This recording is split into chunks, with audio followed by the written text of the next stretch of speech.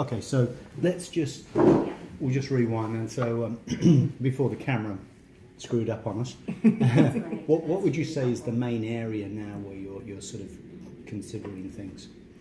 So kind of the main area would, first in the actual writing process, making sure that the words flow well, don't sound clunky, and the actual composition of the story itself. How do you find it's interesting you say that, because you are a writer? Yes, I know, yes. So what's the difference between doing fiction and non-fiction? I suppose kind of doing non-fiction, obviously both of them have a story outlined, have a description outlined, everything's there, but at the same time, non-fiction, I find it a lot easier to do because you're telling something as fact, because Yes. it is as it is, it's non-fiction. Mm.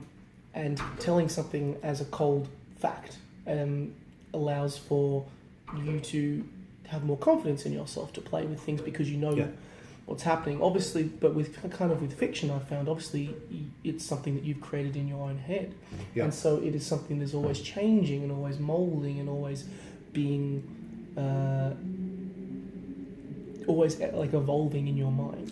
Well, it's interesting. I was talking with somebody yesterday about my book, and we were talking about this concept of when you have a lot of, and she was commenting about John le Carré, about how his more recent books are full of dialogue, and they're full of all the triggers that make you visualise what's going on. So you've got the dialogue, a little bit of description, and all these little phrases that make you go, bang, yes, I can visualise that.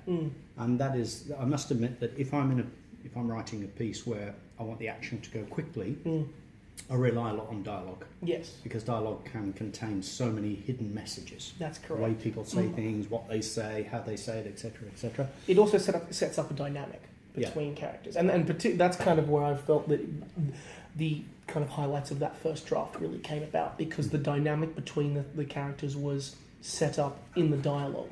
Yeah. Not so much in the description of the... So how many words have you done now? So I'd say, because obviously I was intending for the novel there'll be around 60,000 words. Yeah. I completed that first part, which was around 15,000, but I wasn't happy with it at all. And so I kind of didn't necessarily do a Tolkien, because Tolkien had a habit of just writing something, absolutely hating it, chucking everything that he'd done out and just starting again.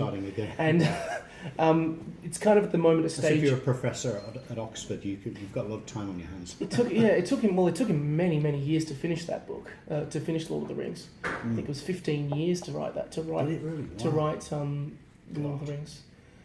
12.